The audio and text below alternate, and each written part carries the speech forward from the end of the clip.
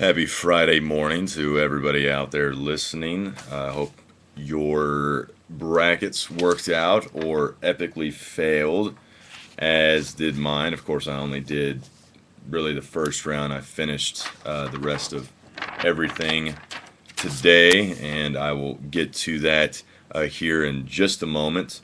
Of course, yesterday, the biggest shocker of them all was Ohio upending number three Georgetown 97 to 83. Nobody expected that to happen. I think I put in my blog, and if a 14 through 16 seed wins, well, that's just not going to happen. It was very close between Villanova and Robert Morris. That game went to overtime before Villanova pulled away. The only upset that I got right was between Richmond and St. Mary's. I picked St. Mary's, even though I said St. Mary's was going to win because of their free throw percentage. Richmond actually had the better free throw percentage, but St. Mary's took twice as many free throw attempts. So that argument was kind of void. Going on, I'm actually sticking with Ohio. I picked Tennessee to be upset by San Diego State. Tennessee won, and I am actually picking Ohio to beat Tennessee before Ohio is finally defeated by interstate rival Ohio State. I don't think there's really much of a rivalry there. Those schools don't compare athletically. I have my Final Four between Ohio State, Syracuse, Kentucky, and Duke, and my championship between Kentucky and Syracuse, and Kentucky taking away the big prize. I look at players, even the coach, Calipari, definitely has experience. He had that heartbreaking loss in the championship to Kansas several years ago. I actually have Ohio State beating Kansas in the Elite Eight. Kansas State, of course, losing to Syracuse. I have New Mexico beating West Virginia, and then, of course, Kentucky beating New Mexico in the Elite Eight. And St. Mary's, I believe, will beat Villanova. And at the end of this week, it will be a bad weekend for Big East basketball. Of course, Georgetown and Marquette already going down.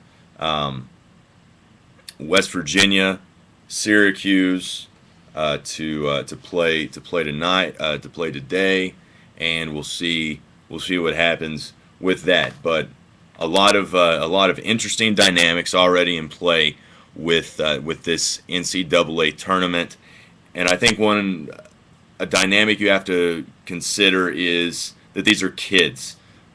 Of course, they're 18 through 22, 23, 24-year-old kids, but they're still kids, and sometimes it's not easy to turn things on.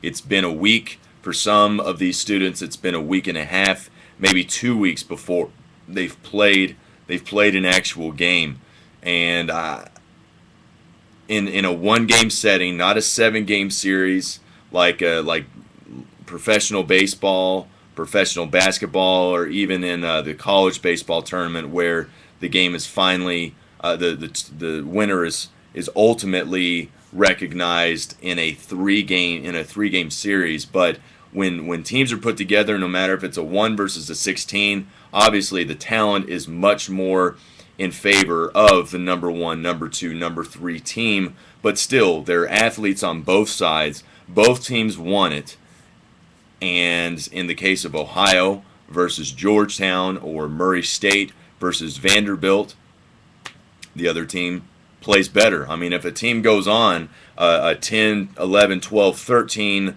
point run against the opponent, no matter if that opponent has a higher rank, I mean that's hard to come back. I mean, once you give a team momentum, it's not easy to turn that off, and it's not easy to turn it on. And obviously professionals are much better at it than still student athletes. And these students, no matter if they spend probably 85-90% of their time at their school in athletics, they're still students. There's still that lack of maturity But I think the most mature teams are Ohio State, Syracuse, Kentucky, and Duke.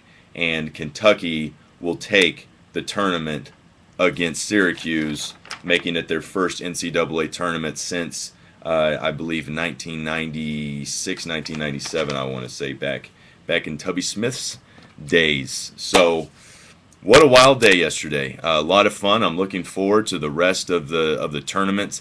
Today, I was following the Ohio and Georgetown game while I was in my statistics class, and I was very shocked when I saw the double digits turn to increasing deficit against the Georgetown Hoyas. Quite a shocker, but I think I saw yesterday. Since 1990, in 1991, there were 6 double-digit seeds that won in the first round, and we've already hit 5. So that should be fun to watch. Most likely, it will happen today or tomorrow. So that should be exciting. This is a fun tournament, much different than last year or the year before. So I hope your brackets are good, succeeding, and for all of those Murray State, Ohio, and Old Dominion fans, good luck to you. Press on, and don't be surprised whenever the train comes to a screeching and obliterating halt. But until then, I'm off to the big city for the weekend. Going to hang out with the brother. I'll probably shoot a video or possibly a podcast in the next coming days for to finally talk about Tiger Woods and maybe a little bit about American Idol. But until then, have a wonderful weekend. Enjoy the rest of the tournament. This is Ginger on the Rocks. Adam Camp signing out.